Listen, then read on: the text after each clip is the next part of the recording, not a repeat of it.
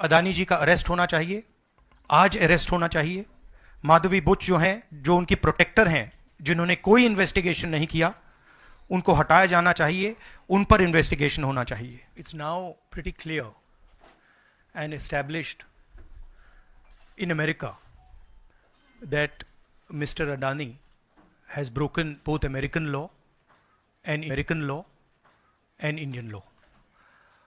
He's been indicted in the United States, and I'm wondering why Mr. Adani is still running around a free man in this country. Chief ministers have been arrested.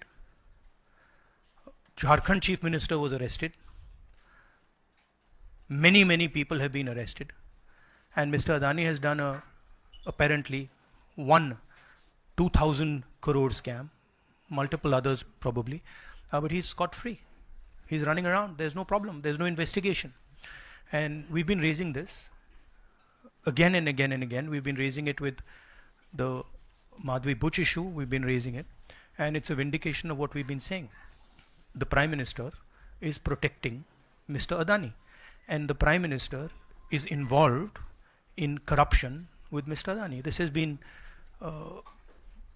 clearly indicated. So, Hindi में बोल देता हूँ। नरेंद्र मोदी जी ने एक नारा दिया, एक हैं तो सेफ हैं।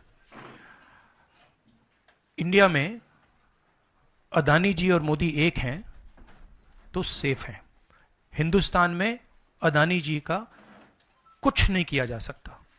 चीफ मिनिस्टर 10-15 करोड़ के लिए अंदर चले जाते हैं और अदानी जी 2000 करोड़ रुपए का स्कैम करते हैं और वो बाहर घूम रहे हैं।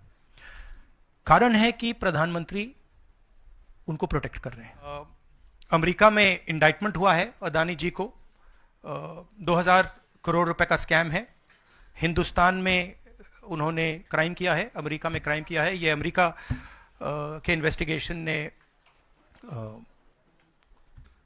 कहा है, मगर हिंदुस्तान में अदानी जी के खिलाफ कुछ नहीं हो रहा, और ये हम मांग बहुत दिनों से कर रहे हैं।